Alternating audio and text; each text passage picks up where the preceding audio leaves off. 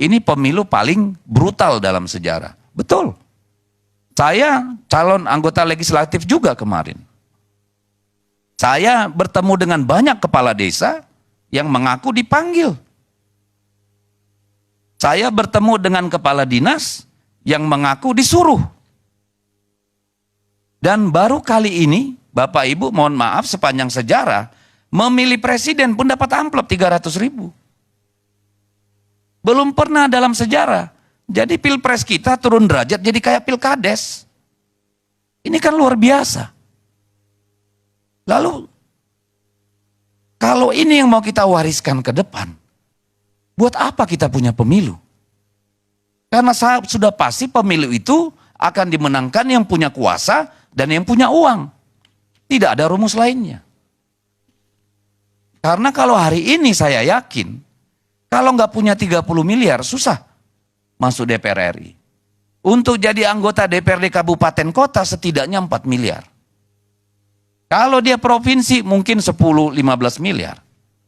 Kalau DPR RI 25, 30, 40 miliar.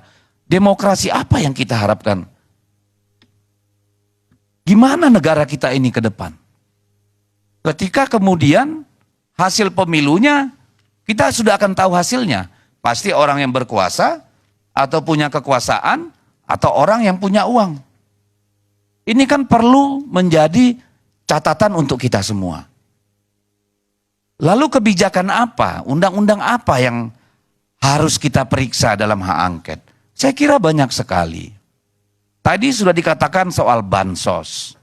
Itu ada kaitannya dengan undang-undang APBN.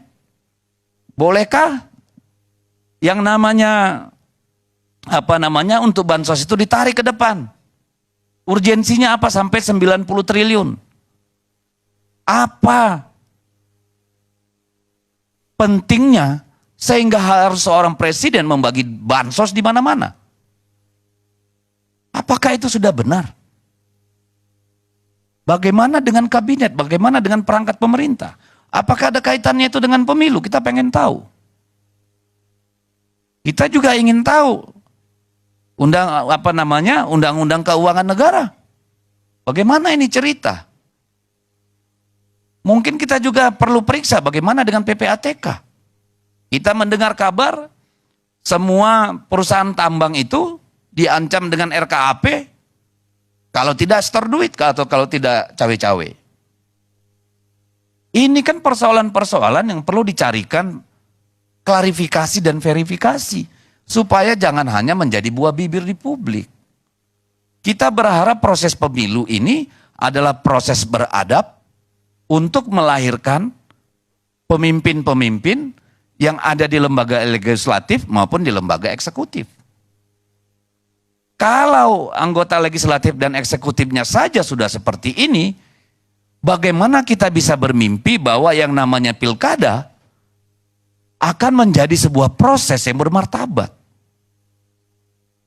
Lalu kita melihat bagaimana keresahan masyarakat di seluruh Indonesia terhadap proses yang terjadi sejak putusan 90 di Mahkamah Konstitusi.